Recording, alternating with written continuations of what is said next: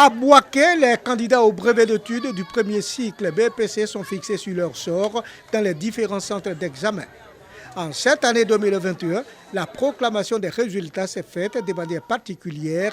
Coronavirus oblige. Nous ne procédons pas, comme cela se faisait dans le passé, à la proclamation des résultats et également à l'affichage des résultats, mais nous procédons seulement à la distribution des relevés de notes. Nous faisons entrer les candidats dans leur salle où ils ont composé et il y a les membres du secrétariat qui sont là et qui les reçoivent individuellement et qui leur remettent, après présentation bien sûr de leur pièce d'identité, qui leur remettent leur relevé de notes et puis ils partent du centre pour éviter qu'il y ait beaucoup de monde agglutiné. Voilà. Je me sens très bien. Parce que j'aime mon BPC, je suis très contente. Après le BPC, je compte faire la série A. Si certains candidats crient leur joie, ce n'est pas le cas pour tout le monde. Pour le BPC 2021, 25 811 candidats ont composé dans la région de Bouaké. 3 208 candidats admis pour la DRENA 1 sur 8 119, soit un taux de réussite de 39,51%. Et 5 478 candidats admis pour la DREDA 2, soit un taux de réussite de 35,81%. Les résultats nationaux sont donc les suivants. 193 398 candidats admis sur 468 668 candidats, soit un taux de réussite de 41,27%, une baisse observée par rapport au pourcentage de la session 2020 qui était de 53,17%.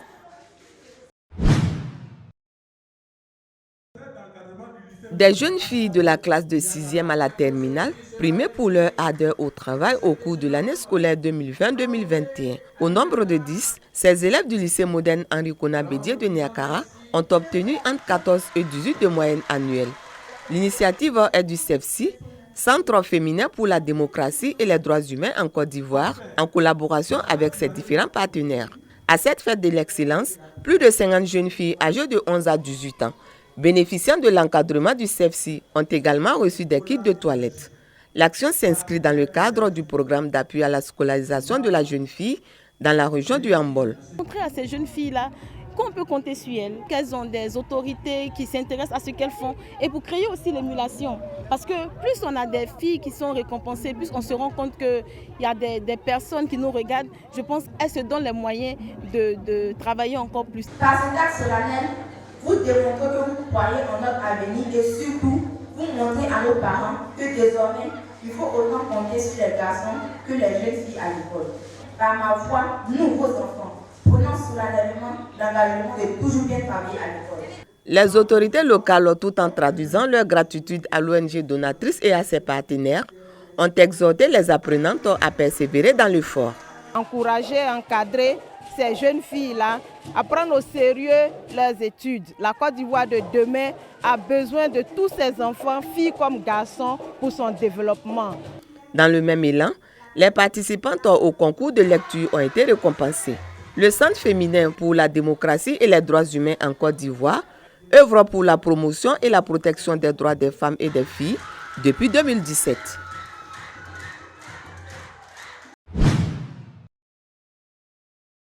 Voici un campement comme on en trouve nombreux dans la région de Boisflé, zone de forte production de cacao. Au-delà des limites de ce campement, de vastes plantations cultivées avec abnégation et dans le respect de la durabilité de la cacaoculture. Comme ici, cette plantation de 10 hectares, propriété de Dame Ungoran. Pour cette femme battante, le travail de la terre est une passion. Elle m'a confié le champ, c'est moi qui travaille dedans. S'il y a un problème, elle m'appelle, on s'assoit, on discute et puis on tombe d'accord. Elle m'aide. En tout cas, nous sommes ensemble. Je crée les plantations pour pouvoir sortir de la pauvreté et me prendre en charge. La terre nourrit son homme. J'encourage mes sœurs. C'est une des rares femmes à s'illustrer dans l'agriculture. Aujourd'hui, présidente présidente nationale des femmes productrices de café cacao, Dame Goran est lauréate du prix national d'excellence 2019 de la valorisation des compétences féminines.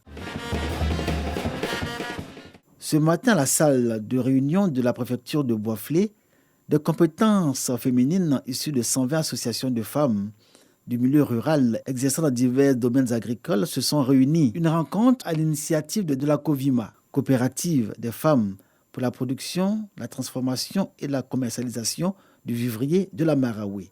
Au cours des échanges lors de cette réunion, les femmes ont été claires. Elles veulent plus de moyens, un meilleur encadrement et bénéficier d'un environnement de travail propice à leur autonomisation et leur bien-être. On n'a pas de matériel pour faire le champ même. On n'a pas de bottes, machettes, rien. On a fait 1,5 hectares. Nous voulons agrandir. Mais avec quels moyens?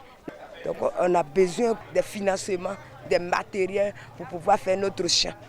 Aujourd'hui, pour que vous soyez forts, pour discuter, pour obtenir un prix rémunérateur, il faut que vous fassiez bloc à travers les coopératives. Le regroupement en coopérative, la Fédération nationale des femmes productrices de cacao en fait son cheval de bataille, avec pour slogan « Seul on est fort, mais ensemble on devient plus fort ». Les femmes agricultrices y ont adhéré massivement et, chose frappante, des hommes ont accepté d'intégrer ces coopératives de femmes. À la COVIMA aujourd'hui, le ratio genre est de 90% de femmes et 10% d'hommes, tous mus par cette volonté de développer les activités agricoles, le cacao, mais également le vivrier et l'élevage. Des coopératives sœurs venues d'autres régions y sont accueillies pour des formations, partage d'expériences et réalités de terrain. On vient d'apprendre beaucoup de choses parce que COVIMA fait de l'élevage, de poulets, de porc. Donc ça nous donne aussi l'envie. On va essayer de faire la même chose que COVIMA. Ça a été une très belle expérience pour nous. Aujourd'hui, on a compris qu'à partir du peu, on peut aller jusqu'au loin. On a compris aussi quand la détermination est là, quand il y a quelqu'un qui a une vision et que les gens le suivent dans cette vision, main dans la main, on va juste loin. Une rencontre à la fois inspirante et enrichissante pour ces agricultrices et agriculteurs qui ont été émerveillés par l'organisation de la COVIMA.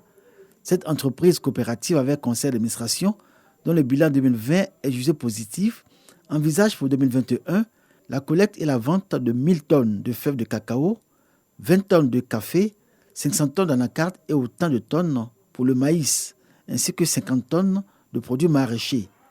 La coopérative joue la carte de la diversification et aujourd'hui engage le pari de la transformation. Le cacao et l'anacarde produits par ses 3000 membres sont transformés puis vendus sur le marché local. Nos exportateurs ont envoyé des gens du Pays-Bas pour venir former les enfants des producteurs et 25 jeunes pour faire le chocolat. Vous avez une plaquette de chocolat, le Marachoco, donc le chocolat de chez vous. C'est elle qui nous a convaincus de l'accompagner dans cette aventure. Après 4 ans à acheter du cacao, à le vendre aux autres, à le vendre sous forme de fèves de cacao, elle a compris qu'il était temps que les coopératives passent à l'étape suivante, c'est-à-dire leur autonomie, l'industrialisation. Pour l'heure, c'est dans une petite fabrique à Bois-Flé que les partenaires de la COVIMA ne nous ont pas autorisés à visiter pour cause de travaux du style qu'est fabriqué le Marachoco, le chocolat made in région de la Maraoué. Cette fabrique, à terme, fera place, à les en croire, à une usine plus grande qui va assurer la transformation du cacao issu des coopératives des femmes de la Maraoué pour une production beaucoup plus importante. J'entendais un des planteurs tout dire, voilà, on n'a pas payé notre cacao, on n'a pas... Oui, ça fait partie de l'ancienne aventure. Si cette usine de chocolat est construite, elle n'aura plus besoin d'envoyer ton cacao à Abidjan. Elle va fabriquer son chocolat à Bois-Flé et elle va le vendre à la population ivoirienne. La diversification des produits de l'agriculture et leur transformation pour mieux vendre et tirer un bien meilleur revenu des plantations.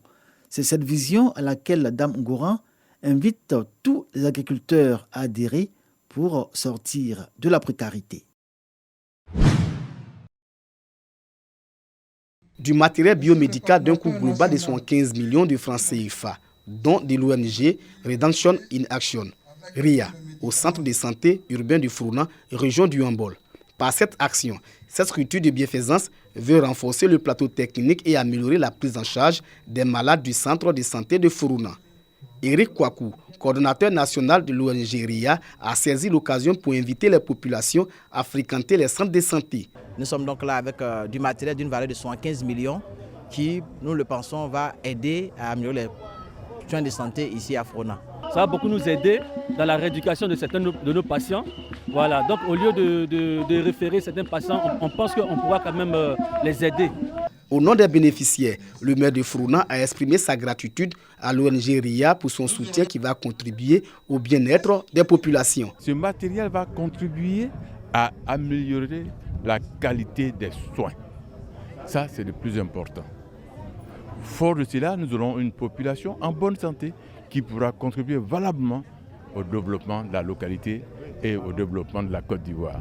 Après Frouna, l'ONG RIA attend étendre ses actions sociales dans plusieurs localités de la Côte d'Ivoire.